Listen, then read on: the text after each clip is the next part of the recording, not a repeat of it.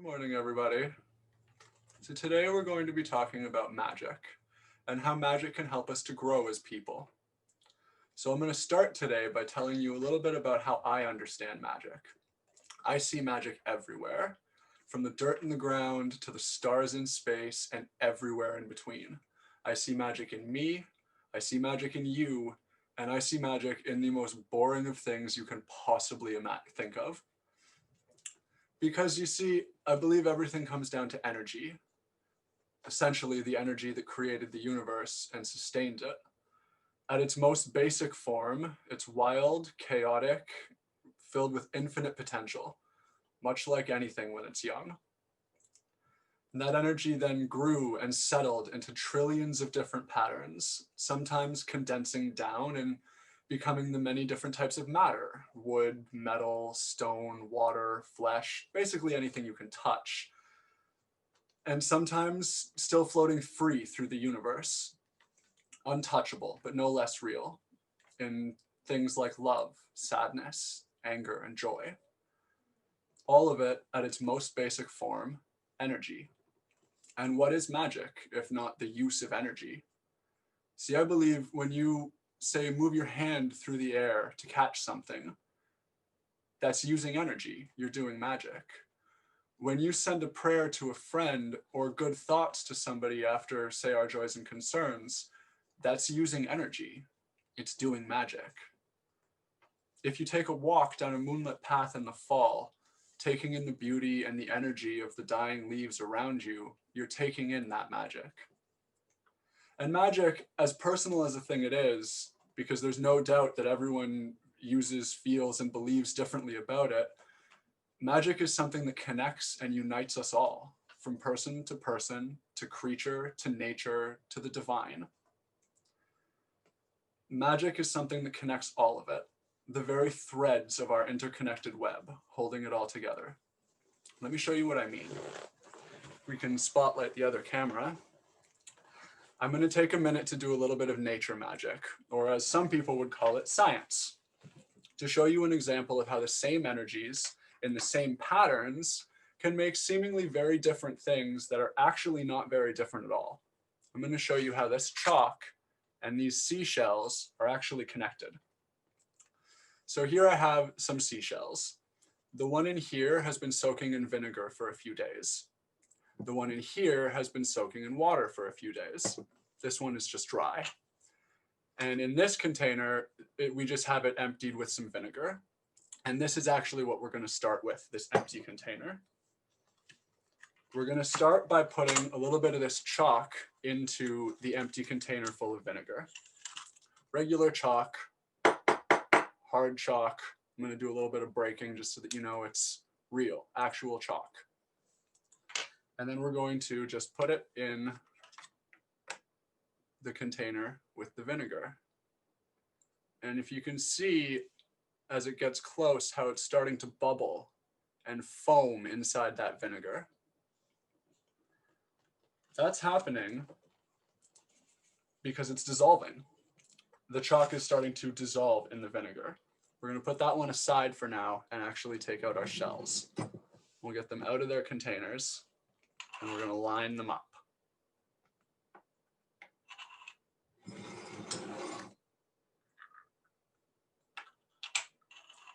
And I've got the dry shell just so that you all know there's no funny business going on. You need to turn your camera to face your shells. We can't see it. You can't see this. Sorry, that's on the second camera. You'd have to have the upgraded zoom for this. Charles, maybe you could take my face down. It's less important right now. Can you see the shells now? Yep. Excellent. So just so you know, we've got this one is the dry one. This one is the one that was in water.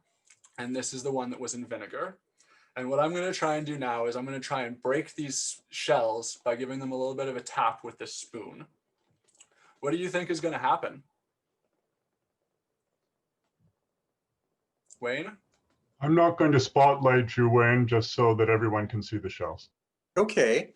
Well, Zach, I think you're just trying to trick us. I don't think anything's going to happen. It's going to bounce off.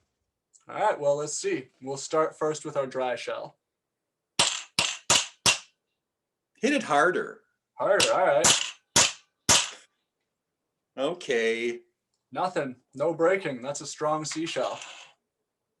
Next, we'll try this one that was in the water. Nothing. Not hard. No, it's still hard, which I guess makes sense considering seashells are supposed to hold on to their strength in the water, right? Right. Now we'll try with this last one with the vinegar. Look at that, mush. You hit it too hard. No, I hit it just as hard as I hit the other ones. And it I comes get- like mush. Look, I can even do it with my fingers now. Really? Yeah. Cool. And the reason I'm able to do that with the one that was in the vinegar is the same reason that this one is still dissolving in the vinegar. It's because the seashells and the chalk are made out of the same thing, the same energy condensed into something called calcium carbonate, and it's dissolving in the acid. Another thing that actually is made out of the same thing is called limestone. It's a type of rock, and it makes some really interesting caves when acid washes away at it. And the reason that it's happening so much faster for the chalk than it did for the seashells is because that the seashells have proteins, little proteins wrapped up inside the calcium carbonate that makes it harder. And it makes the vinegar take longer to sort of break the proteins out of the calcium to allow it to dissolve, which is why the shells had to be in there for days. But the chalk, I can start to crumble it now after having only been in there for just a couple of minutes. That's so great. Thanks, Wayne. How about you? Do you know any little bits of magic? Well, you know, the whole idea of discovery in the world is really wonderful because it makes us feel surprised and curious. But how could you not do a magic, like magic during a conversation about magic? So I'm going to rip this dollar in half, this $5 Canadian bill in half. Not easy to do with the plastic, I'll have you know. And I'm going to restore it. So watch this, okay? So I'm going to tear it. Whoa. Just ripping straight through that plastic. Straight through. There's nothing in between here, you know, nothing around. And then what I'm going to do is I'm going to put it together. You can see I'm going to kind of give it a little bit of thought here. I'm going to see if I can kind of like somehow find a way to figure it out. I'm going to start making it grow, like in that little piece and grow. You can see it's growing like this. I can turn it around the other side so you can see the other side. You can trip it over. And then if you do it with me, 1, 2, 3, there it is again. Whoa. I can't believe it. And if you wanted to see the other side, we can see the other side, the complete, there it is again. Here it is again. That's awesome, Wayne. How did you do that? Well, the reason that you do magic and people love magic is because it surprises us, just like the science surprises us. And I always tell people how the trick is done. And you see, in here, there's really two $5 bills. And there's a little pocket where I hid the piece where I tore off. That's really clever.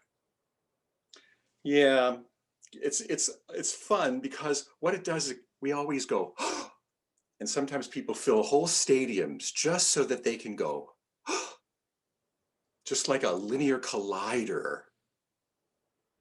People go, That's awesome. Thank you, Wayne, for coming on the Time for All Ages and sharing that with us. thank you, Zach. And thank everybody for listening.